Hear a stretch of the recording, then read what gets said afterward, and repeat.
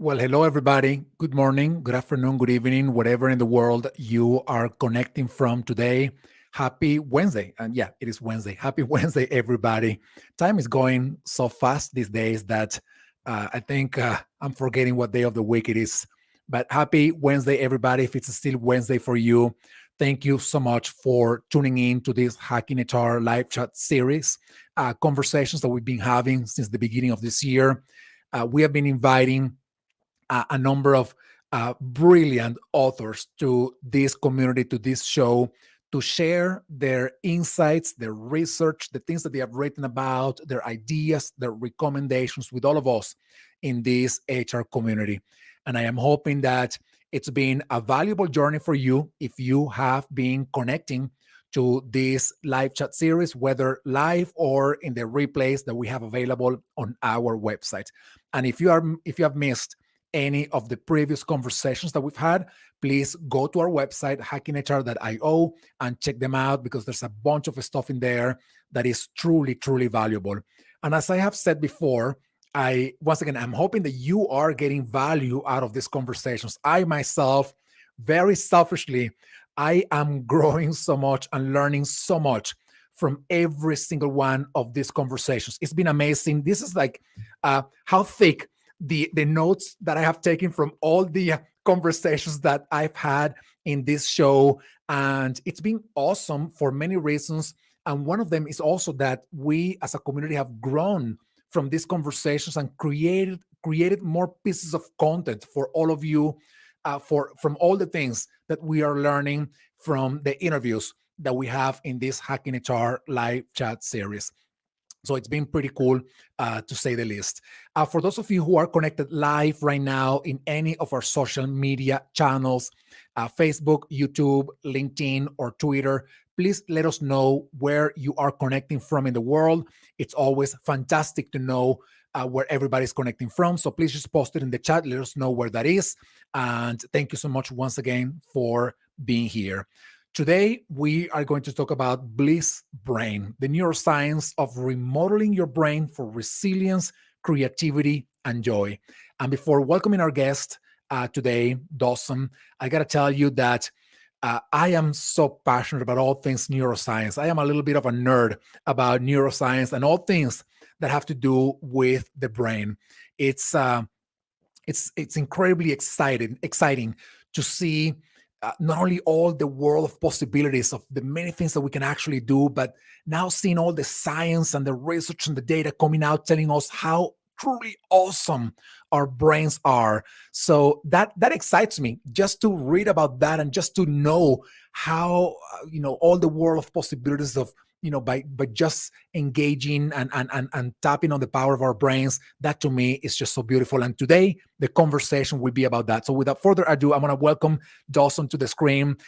Good morning, Dawson. How are you doing? Good to see you. Enrique, I'm doing fantastically. I am as good as meditation and being in that state of flow can make me.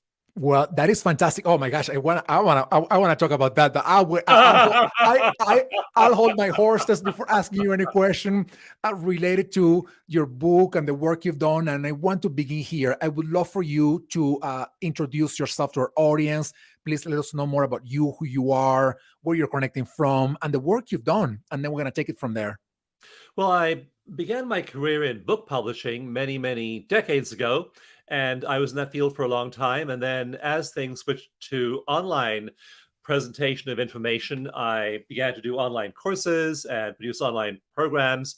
And in 2010, I founded a company called EFT Universe, and I wanted to get new stress reduction methods to a large number of people, because by 2010 there was 20 years of research into things like thought field therapy, like EMDR, somatic therapies, yoga therapy, qigong, EFT, tapping therapy, acupressure, all of these therapies. And what they were showing was absolutely stunning. And what we haven't really realized yet, Enrique, is we're in a period of discontinuity in the whole field of psychology.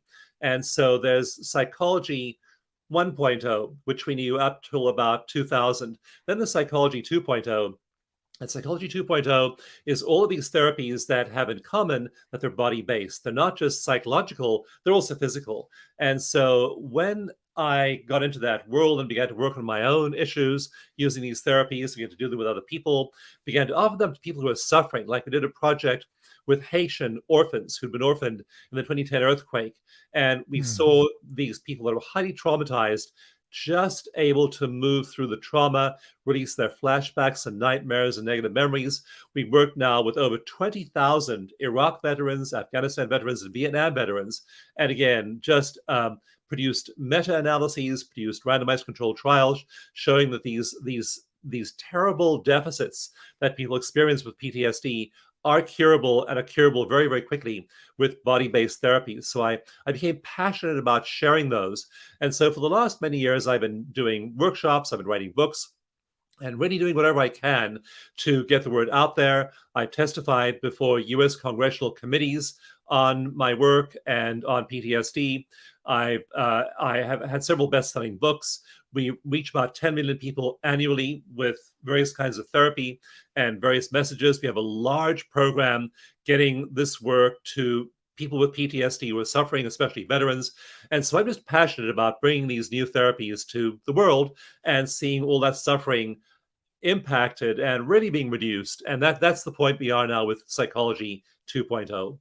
Wow, that is what a journey! Fantastic to see all the advancement of the science and the research about psychology. And I love, by the way, the mind body connection. And I would love to talk about it in a few minutes from now. But you said that you got into this work about 20 plus years ago, in the early 2000s, right? Before that, were you engaged yourself individually in mindfulness practices, in these kinds of body work to influence our behaviors, our mind, that you're engaged in now? Were you doing that before? For a very long time. And what's interesting is if you look at the spiritual experiences of children, and there are some good books on this, there's some good research on this too. There wasn't good research 20, 30 years ago. Now there is. Yeah. But you find that children tend to have spiritual experiences and they don't have a way of sharing them. But like many children, I was able to see energy and sense energy around people. And then in my teenage years, I mean, I didn't have a very pleasant childhood. So I wound up being very traumatically stressed myself, very depressed, very anxious, and actually suicidal most of my teenage years.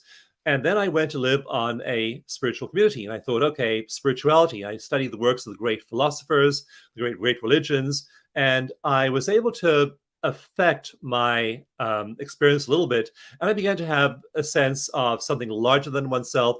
I learned to Mhm. meditate. And so I was doing all that around the ages of 13, 14, and 15. But I found that a lot of the dysfunctionality that I'd experienced early in my life was right there in those spiritual communities. And so I turned to psychology, studying psychology. I spent a long career in book publishing in the 1980s and 1990s. And then I discovered around 2000, I discovered energy psychology. And it's called energy psychology, which is a bit of a paradoxical term because these are actually body-based therapies. But what they do is they change the energy of the body. And so, yeah, I had a long time when I was a book publisher. I wasn't an author. I wasn't an influencer. I was focused on bringing the influence of other people who were writing books to the general public. So that was my whole early career. But after I began to experience the power of these techniques, as I found that I could release all of my own flashbacks and nightmares and hypervigilance and insomnia and all of the traumatic sequels to difficult experiences in life, as I released all those from my own life, as I began to do studies, as I began to do eventually randomized controlled trials and large scale brain studies and studies of people's behavior, I then became a passionate advocate of these methods. So I then wrote Mhm. my first big best-selling book called The Genie in Your Genes about epigenetics. And I now have become a really passionate advocate of these, not just a bystander or a writer about them, but a practitioner of them and then sharing them with other people and training other people and just seeing literally millions of lives change as a result of releasing all of that traumatic stress. Wow. Of all the things that have happened in the field of brain research, mind research, neuroscience over the past 20 plus years. I think 30 years probably since the advent of the fMRI and all the data that we have now. What is the one thing that when it came out via research or science, you were like, whoa, this is exciting, man. I mean, this is the thing that is telling us some truths, some facts, some insights that will revolutionize the world. Yes. Well, there are actually two things, and one is 20th century thing, and one is 21st century and beyond thing. And the 20th century thing was the discovery of neural plasticity. The Mm, first experiments were done in the 1950s with rats by a researcher called Marion Diamond, and she was a graduate student at the time, and she wrote a paper showing that the rat brain changes in response to the environment and rich experiences. And rich experiences for rats aren't uh, taking a cruise to the Caribbean. A rich experience for a rat is having a bunch of toys, yeah. a bunch of play toys and rat wheels and other fun things to play with other rats. So that's an enriched environment. And she published this research. Initially, she was completely disbelieved. At the first scientific conference, Marion Diamond tried to present her work. She was shouted down. Peer-reviewed journals refused to publish her work because she was Mm, a woman. And so in the 1950s, there was not just indifference to the idea that our brains could change, but there was active hostility and suppression of that research. It wasn't until the late 1980s, early 1990s that we started to see the idea catch on. So the big idea of the 20th century that shifted everything was Dawson, I lost you in there. that the human brain can change. And Dawson, I'm yeah, sorry, we lost you. okay, just for a I moment don't. there. I So think you did it on purpose, creating some suspense in there because I lost you when you said the big idea of the 20th century, and it got cut off in there for a second. It could not be more coincidental that it happened at that very moment. But what is then the big idea of the 20th century? I'm sorry, Enrique. I'm only allowed to reveal that once a year. In the moment. And it got cut off. It got cut off. The truth about the world got cut off. Too funny. Yeah, no, I love this material and this idea. So the big idea of the 20th century was neural plasticity, that Mm, the brain could change. Initially, a series of studies by Marion Diamond in the 1950s, and then in the 1990s, showing that human brains changed. Not just rat brains were changing, human brains were changing. And those studies were done in people in their mid 80s. So here there were 80-year-olds, and their brains were firing and rewiring themselves. And that was wow. revolutionary. And what's going to happen in the next 50 years, what's now being appreciated, the next thing in the 21st century, is the speed of neural change. In my book, Bliss Brain, I have an image from a scanning electron microscope. And what it shows is two neurons. And you see them on either side of the screen, a single pair of neurons. And they're twitching because they're firing together. And as they twitch and fire, they get closer and closer together. And eventually they literally entwine. Now they have wired together. And from that beginning of firing together to that end of wiring together, the real-time signatures on those images show that took, Enrique, 12 seconds. Oh Took my 12 gosh. seconds to go from firing to wiring. So every few seconds, you're literally wiring your brain in a different way. And so that's the incredible potential of the science of the next 30, 40, 50 years. We're going to be looking at how the brain rewires, how we can consciously rewire our brain. And if you think about this, I mean, evolution's been going on for billions of years, and we are the first species ever on Earth to literally be able to change the structure and function of our own brains. And it doesn't take us 10,000 hours, does not take us Mm. a lifetime. It takes us only a few weeks. We can see this happening in a month. Measurably different brain structure and brain function in 30 days. Wow. If this isn't empowering, I don't know what is. If the idea of us being able to intentionally fire up our neurons so that they can wire together and create new pathways of goodness in our brain for us to master abilities or skills that we don't think we have, or to do things that we think we can't do. I don't know what would be empowering. I think this puts so much, this puts us on the driver's seat. This Yes. adds a level of responsibility that we can relinquish, right? It is telling us we can make this happen. And now I want to ask you this, Dawson. Can we intentionally create the conditions to rewire our brains, with intentionality? We're making our own decisions, but can conditions also that we are not controlling or that we're not aware of, maybe can those conditions maybe perhaps rewiring also our brains? And let me give you one example of this. You go to Yes. work and you have a boss that is awful, right? So case number one, your boss is terrible, and you every day the boss is chipping away a little bit of your trust, your self-confidence, your self-esteem, and then eventually you realize, I suck. Right? Or that's what you think, I suck, because that's what the boss has been telling you through words or actions every day. And boss number two is a great boss that believes in you even when you don't believe in yourself, and it's telling you every day, I trust you, I know you can do it, here I am for you, I'm going to help you, look how awesome the progress has been. Can that be happening in our brains when we face those conditions? Yeah, that is a really interesting question, Enrique. And the answer actually is both and. And sometimes being with a really supportive person actually does not produce much growth.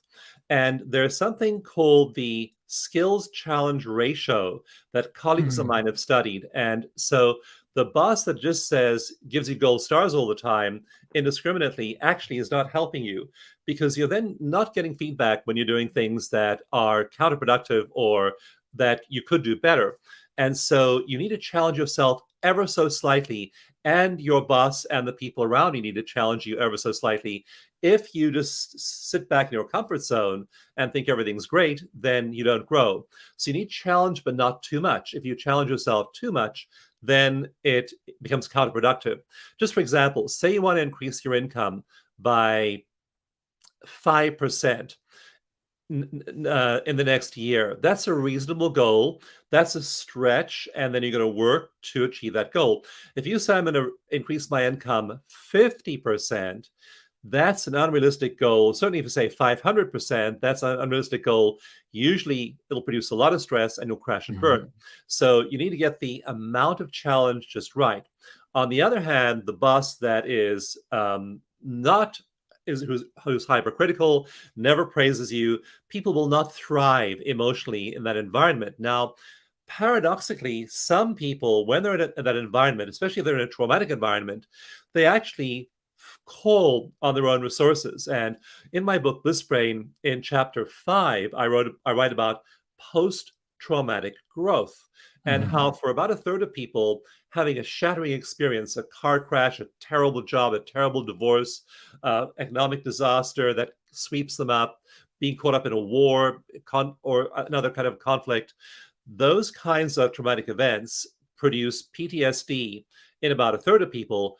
But interestingly enough, in two-thirds of people, they produce post-traumatic growth. And mm, so we find that even that miserable experience that you had, like I had one of those this last year with somebody in my world who was just a nightmare. And, I didn't enjoy it at all, but I found resources in myself that I didn't know I had. I look back on that trauma of last year and I say, I'm glad that happened because yeah. I grew through it. So we actually are building those circuits of resilience. Now, you don't want to wait until you're in the middle of a divorce or the middle of a war or the middle of a nightmare job to start developing resilience. It's too late then. You want to meditate. You want to use EFT acupressure tapping to release stress. You want to be supporting yourself with self-care, time in nature, nurturing, grounding yourself, exercise, diet. You want to be doing all those things for resilience, but especially meditation. If you're going to pick one thing, meditate, and just meditate half an hour every day. It does not take a long time. So you meditate every day, and now you're firing those circuits of resilience, creativity, and joy, the subtitle of my book, Bliss Brain, and you're firing them, and you keep on firing them, and you wire them. We did one randomized controlled trial, and we had people do either a simple meditation I have in the book, Bliss Brain, a very simple form of meditation, but a science-based one that we know does really good things for body and brain. Or they did, in a control group, they did mindful breathing. And so with some colleagues, we recruited people for the study. We put our participants in an MRI. We measured the volume of every part of their brain with a high resolution, super state-of-the-art MRI. We then had them do either the special meditation in Bliss Brain for a month, or we had them do mindful breathing for a month. After just 1 month, we looked at those brain scans after they had done this, and the control group doing mindful breathing, their brains were the same. The group doing the special Bliss Brain meditation, 2 parts of their brain had changed dramatically. One was the part that handles suffering and fear. Suffering and fear is handled by part of the brain in the center of the brain called the mid-prefrontal cortex, and it's obsessed with the past and the future. It's not in the present moment. It worries about the self, and it worries about your status. That part of the brain was much less active after a month, and the part of the Wow. brain that was much more active and had rewired itself was the compassion circuit. So we Wow. find that these circuits were changed in only 30 days. And in this elaborate MRI, we could literally see structural changes in the brain in a month. Again, not 10,000 hours, not 10,000 years, not going to the Himalayas and studying with a master, not doing all of these rigorous exercises, just meditating half an hour a day for 30 days. So that is the what you can do. You can, in response to trauma, in response to the stresses of life, build resilience now. So when you have that boss, you've fired those neurons, you've wired them together, and then you have the resilience to handle those stressors. Wow, that is so incredibly powerful. And I do want to ask you this. You talked about before, you talked about the subtitle of your book, The Neuroscience of Remodeling Your Brain for Resilience, Creativity, and Joy. And I love all the words in that subtitle, but I picked up on one, and it's the word remodeling. And I picked up on that one because if you have to redo something, in this case, remodel something, you have to redo it from something else. You have to remodel it from something else. And I am wondering, what is the state of affairs right now when it comes to brain resilience, creativity, and joy, that we have to remodel that state into something else? What we have to remodel is what I call in my books caveman brain. And so our brains are not naturally oriented to joy, they're oriented to detecting threats. Mm. And your ancestor 100,000 years ago, 500,000 years ago, did not survive if they were happy-go-lucky and singing and dancing Yeah. and looking at the beautiful sunset and smelling the roses. They survived. In fact, that person was highly likely to get eaten by the hungry tiger. The person who survived was the one who was paranoid and was scanning the horizon all the time for where the next threat was coming from. Where's the next threat? How can I protect against it? Who, in their down moments, in their leisure time, obsessed about the bad stuff. Now we think of these people who are obsessed about the bad stuff as pessimists and as paranoid, but the paranoia kept our ancestors alive. And Yeah. so our brains evolved in an environment in which paranoia was highly adaptive, really helped with their survival. Now it is killing us. I've done many studies of cortisol, and people's levels of cortisol, the stress hormone, are way too high. And we need to find ways of bringing it down. So you need to focus on something that's going to counteract that, because the default state of the brain is paranoia. In fact, there's this network called the default mode network, Mm. and the brain just defaults to that. And again, it's full of anxiety about past things that happened to us that might happen again in the future. It is not a happy place. It's a wandering mind. It is an unhappy mind. And it's called the default mode network of the brain because the brain defaults to this. So that's what you have to remodel. You have to learn to shift that. Now, there have been a lot of studies about people who do this over the last 20, 30 years. And the studies are mostly of Tibetan monks. There are a few other groups like Franciscan nuns and shamans and indigenous healers. There are a few other populations studied, but most of them have been of Tibetan monks. And what happens in the brains of these monks is absolutely amazing. Their default mode network just shuts down. In fact, when they're told that they're going to be doing a meditation and they'll be asked in a few minutes to become calm and to move into that state of inner peace, even when they're told they're about to be asked to do that, they do it right away in about a half a Wow. second. Their brain, that part of the brain, the default mode network just shuts down. And then that bliss network. So this other network we call it compassion, but it's really some mixture of joy, gratitude, awe, compassion, altruism, all the positive emotions. And that part of the brain lights up in these monks and nuns. So we've been doing all this research for decades. What neuroscientists are now doing is they're taking John Doe and Jane Doe off the street, and we're seeing if we can take their brains to those same states. So the study I did, this randomized controlled trial published in a really prestigious neuroscience journal, showed that. And I took those scans to one colleague who'd done a lot of research on Tibetan monks, and he said he looked at the composite scans of this group who'd done the meditation for a month. He didn't know where the scans came from. And it just said, here's some brain scans. What do you think of them? And he said, oh, it's really clear. These are scans of Tibetan monks with Wow. 10,000 hours of practice. And I said, actually, those are the scans of ordinary people who are non-meditators who've been doing it for 1 month. Wow. So that's what we're learning to do. We're now learning to build these circuits of resilience, and that we can only do with science. We're using Yeah. science-based techniques to get people there quickly without the 10,000 hours. Yeah. And I want to talk about the techniques towards the end of our chat. But before, I want to talk about another word in the subtitle of your book, and it's the word creativity.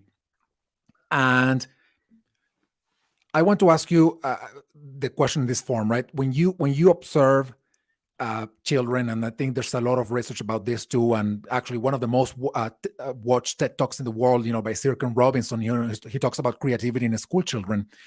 He says, and science says, we're born with trying to find solutions to problems, right? And this creativity, this playfulness, right? There's no reward necessarily at the end. It's just trying to find a way to figure something out. And because we generally at that age, we don't know that there are rules of the game that we have to engage with.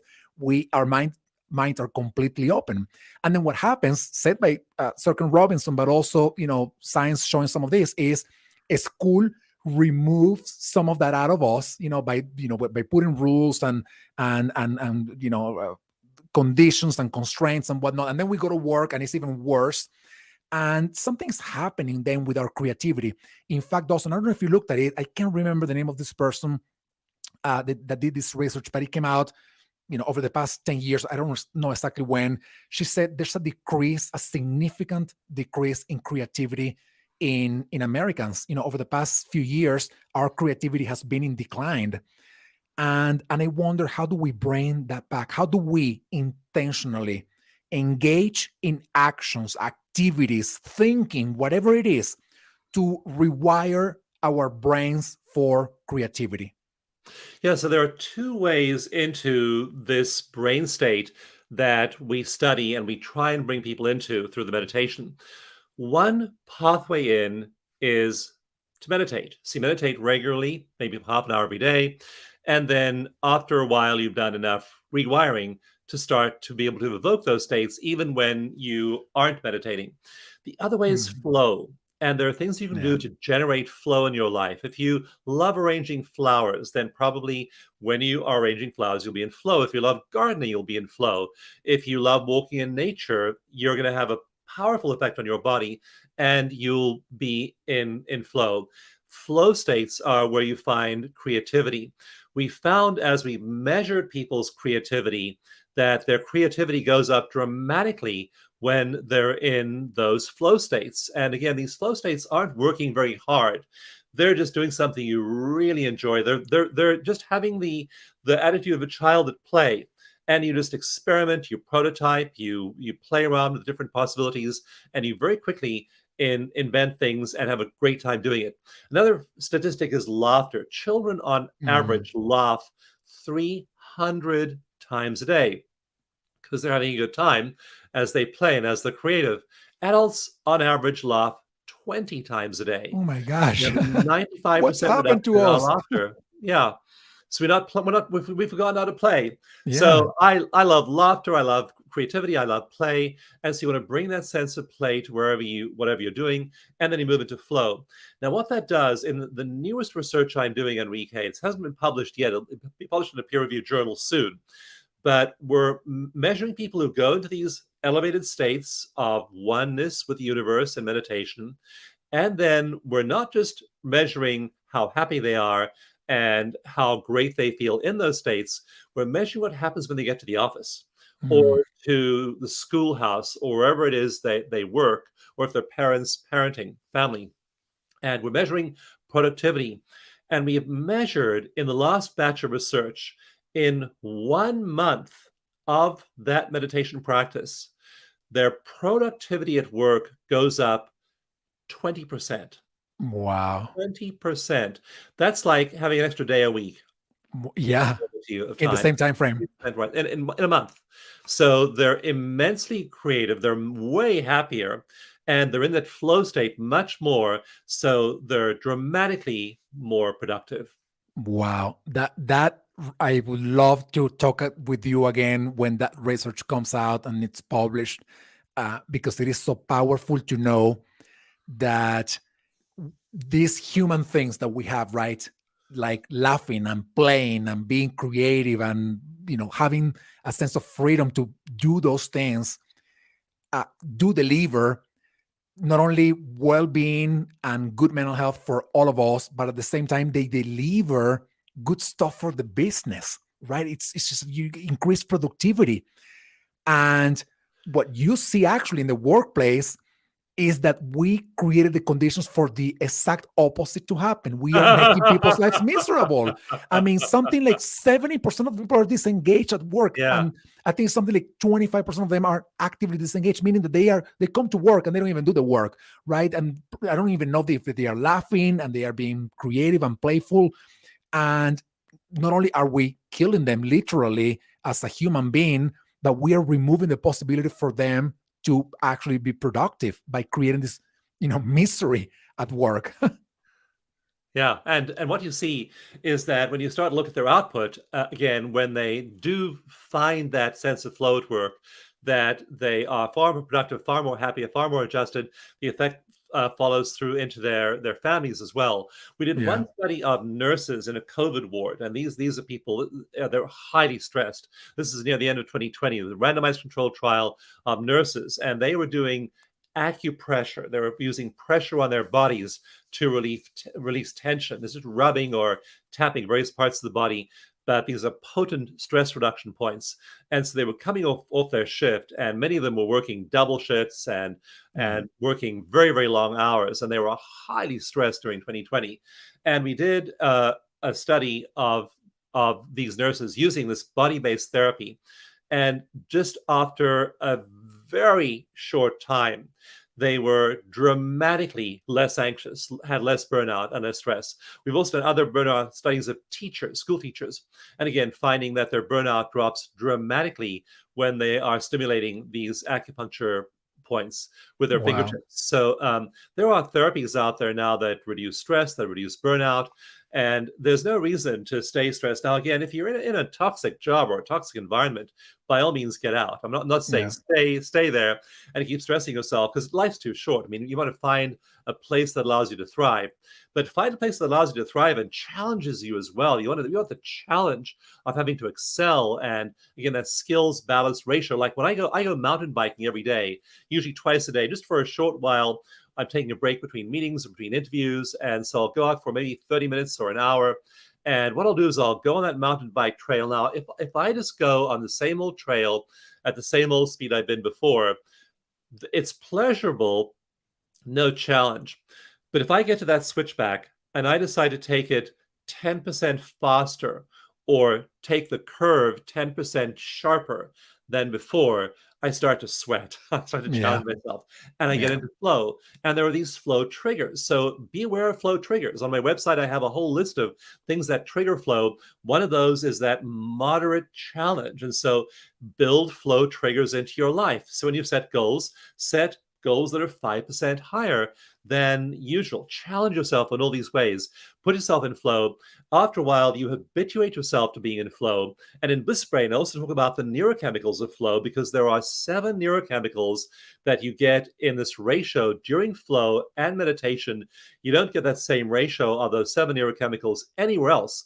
Dopamine, serotonin, oxytocin, beta endorphins, anandamide, nitric oxide, norepinephrine. You get all of these together in your brain and you feel fantastic. These are the neurochemicals of flow, and they automatically make you feel just wonderful, whatever it is you're up to.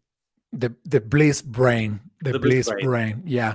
Dawson, as we get ready to wrap up our conversation, being mindful of your time, of course, I want to ask you one last question.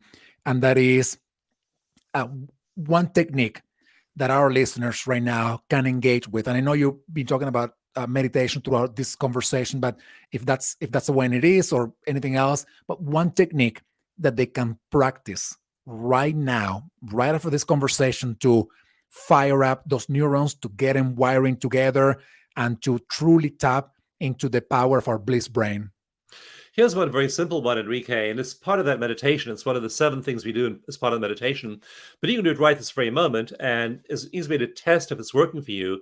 So just think about something that has bothered you and triggered you emotionally, an event that happened in the last 2 weeks that, when you think about it, raises your level of stress. So maybe it was an email from a colleague, an angry client, a missed appointment, whatever it might be.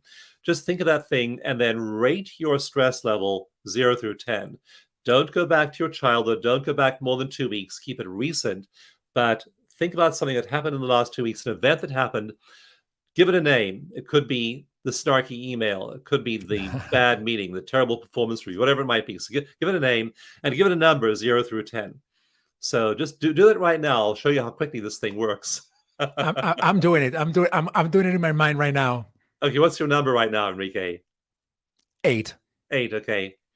And don't give me details of the event. Just give it a one-word title. If it was a movie, what would the movie title be? A fight with a significant other. Okay. I know what happened then. Okay, so I think she's watching, by the way. it's okay. I'm going to fix him. Don't worry. Or Psychology 2.0 will fix him. So Yeah. That is so fantastic. it's an 8, fight with a significant other. And so I want you now to think of that fight, and I want you at the same time to relax your tongue on the floor of your mouth. When you get stressed, your tongue gets rigid. And when you relax your tongue, you're telling your body that that memory of a past event is not a current threat to your survival. So keep your tongue relaxed while you think of that. And also notice your breathing. So slow your breathing down to 6 seconds per in breath and 6 seconds per out breath. So tongue relaxed, breathing slowly in, slowly out.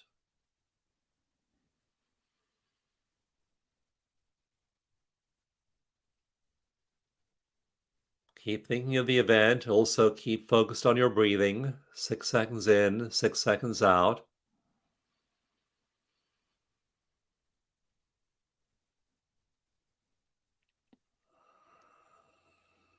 And imagine your breath flowing in and out through your heart.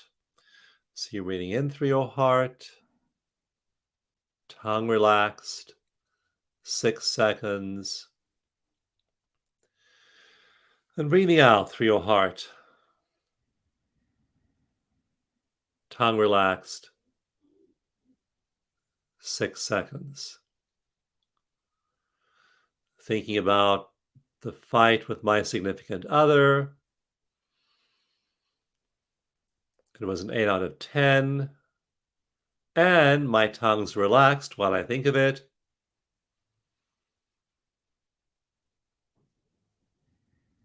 And I'm breathing slowly in and out through my heart,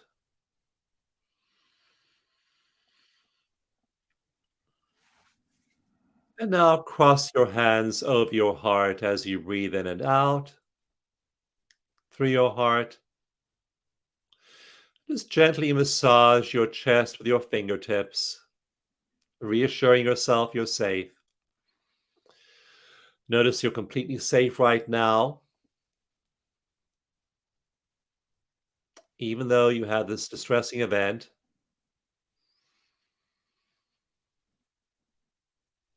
Think of the event and keep your tongue relaxed on the floor of your mouth.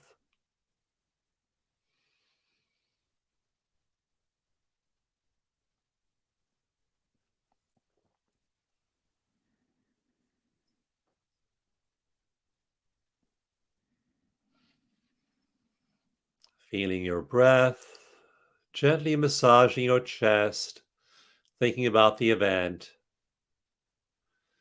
noticing how relaxed your tongue is while you think about the event.